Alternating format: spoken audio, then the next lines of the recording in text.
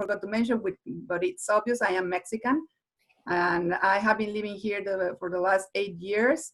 My English is not as good as my other Mexicans and Latino friends here, but I hope you can understand.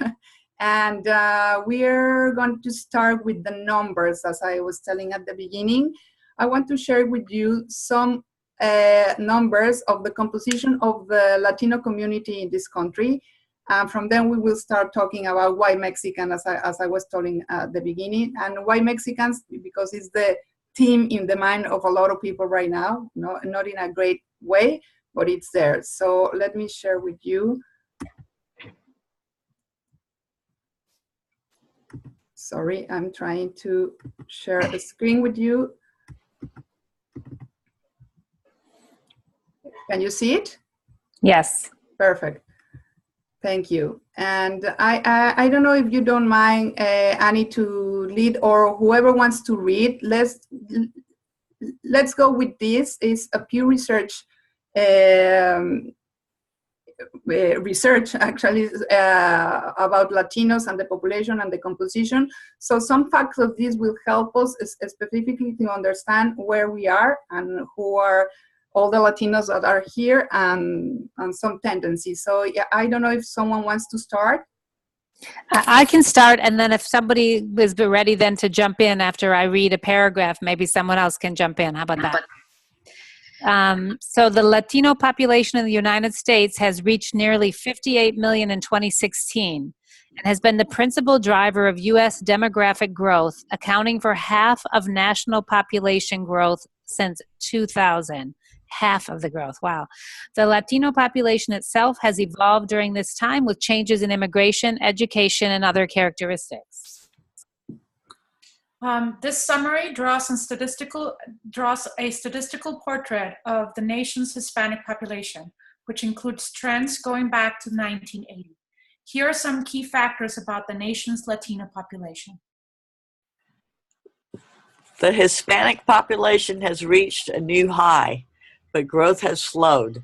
In 2016, Hispanics accounted for 18% of the nation's population and were the second largest racial or ethnic group behind whites. All racial groups are single-race non-Hispanics. They are also the nation's second fastest growing racial or ethnic group, with 2% growth rate between 2015 and 2016, compared with a 3% rate for Asians. The slowing of Hispanic population growth is occurring as immigration to the U.S. from Mexico levels off and the fertility rate among Hispanic women declines.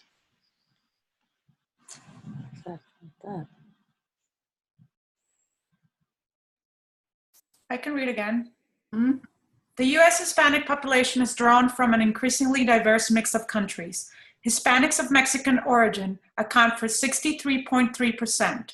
36 million of the nation's Hispanic population in 2015, by far the largest share of any origin group, but down from the recent peak of 65.7 in 2008. But this share has declined in recent years as fewer immigrants from Mexico arrive in the US and the number leaving the country rises. Meanwhile, the share among non-Mexican origin groups, 36.7% in 2015, up from 34.3% in 2008, has grown as migration from elsewhere in Latin America has increased. The population of Hispanics of Puerto Rican origin, second largest origin group, stands at 5.4 million in 2015 in the 50 states in the District of Columbia. An additional 3.4 million people live in Puerto Rico. So 5.4 in the US and 3.4 in Puerto Rico. The migration of Puerto Ricans to the US mainland over the past decade has helped drive up this number from 3.8 million in 2005. 5 other Hispanic origin groups have populations of more than 1 million. Salvadorans, Cubans, Dominicans, Guatemalans, and Colombians. And each has also seen its population increase over the past decade. I think, thank you so much to everybody. I think we can stop the reading because the rest is just going deeply in how the numbers are in different countries. But here you can see how Mexicans are the majority in numbers, so 35 millions, and the next group, which is Puerto Ricans, are 5 million. So the difference, it's huge. And that's why Mexicans are on the top of the mind of a lot of people right now, no? And a lot of people is not happy with these numbers, but it has been since a long time. And I also want to share something really quick for you, that it's how Mexico is the top origin country of the US immigrant population. In 2015, 11.6 million immigrants living in the US were from there, accounting for 27% of all US immigrants. The next largest origin group were those from China, 6%, India, 6%, the Philippines, 5%, and El Salvador, 3%. So I think these numbers are important for you to understand why Mexicans, no, are the trend now, no? And from here, I want to ask you to help me to read, because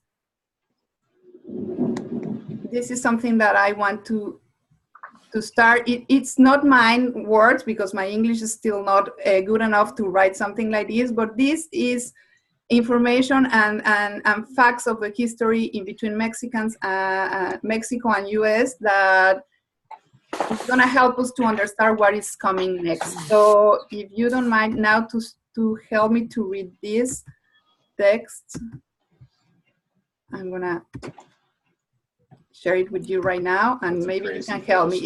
It is a very short text, but maybe you can help me to read it. I don't mind, Adriana. I know nothing about the Mexican-American history, so why don't I start? Thank you. So if you read it, please, thank you. Sure. So the story of Mexican Americans is inextricably linked to the fortunes of the United States itself. Before 1854, of course my phone's now going to ring, before 1854, a large part of the western US, including much of Arizona, California, Colorado, Nevada, New Mexico, Texas, Utah, and Wyoming was actually part of Mexico. Through war, treaties, and land purchases, roughly 100,000 Mexicans came under the jurisdiction of the US. In what had been their own land, these new American citizens faced racial discrimination, including loss of property, low wages, and even lynching.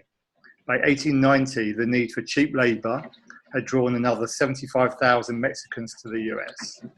And after the Mexican Revolution of 1910, another massive wave of immigrants sought relative safety here. With the Great Depression of the 1920s, however, an estimated 80,000 Mexicans repatriated each year, splitting families and communities apart. Despite regular cycles of immigration and deportation, millions of Mexicans have continued to make the US their home. Here they have played a vital role in our culture and economy, filling many blue-collar jobs and serving their country honorably in World War II, Korea, Vietnam, and of course the Gulf Wars. But Mexican Americans have continued to struggle against their treatment as second-class citizens. Today, Mexican Americans still lag behind other Americans in income, education, and home ownership. Thank you, Andy. Thank you. Thank you so much. So now we are going to go to a specific point of the history that it is related with deportations. We are hearing a lot of about deportations, about ICE, about people being called, families separated. But there was like a first chapter of that was really, really hard for Mexicans, and it was in the 1930s, and it was with President Hoover and during the Depression. And I have a piece from Democracy Now!, which will explain you exactly what happened. And with that piece, we will link what was happening then and what is happening now, and how the discourse is being written right now after these events. So give me 1 second, and I'm gonna start with this video.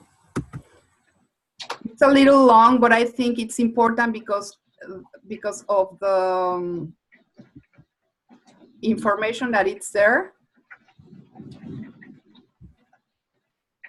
Sorry. I need to understand how to to share the screen still. So here it is.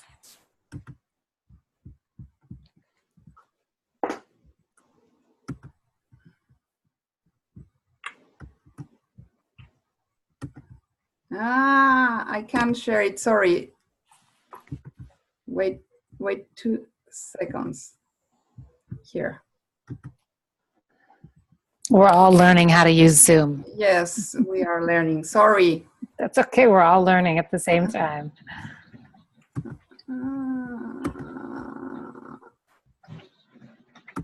Again, last time, I hope these ones work now.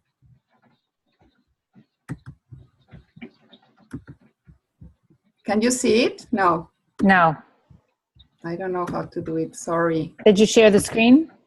Yes, but the thing is that I am not having, here it is.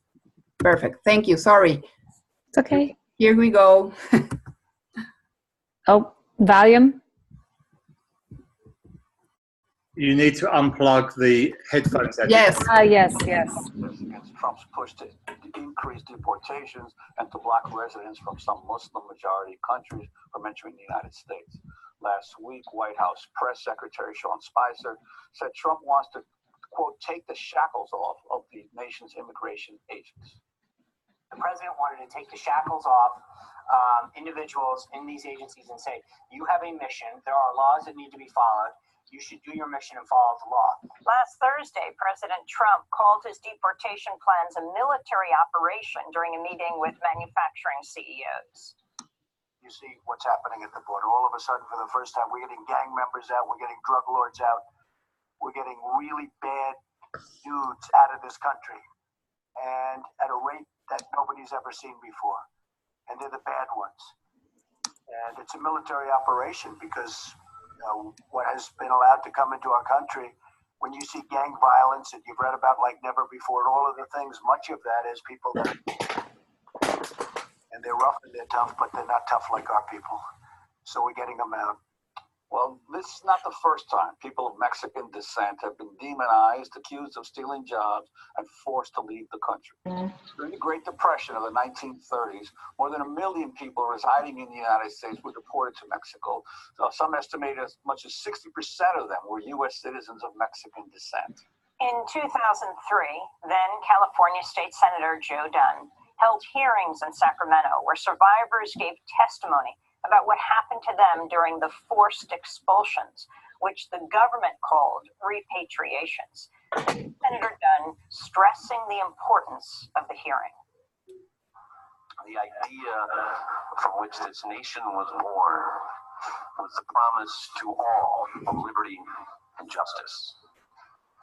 Today we examine a tragic part of American history where we betrayed the justice part of that promise.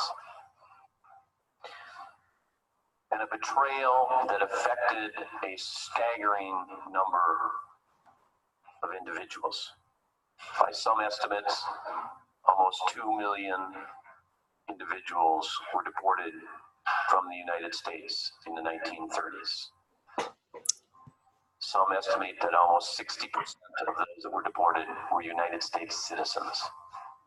And they were deported for but one reason. They just happened to be of Mexican descent. The state of California went on to issue a formal apology for its role in the expulsions and built a memorial in downtown Los Angeles to commemorate the victims. But many fear that history is now on the verge or repeating itself already.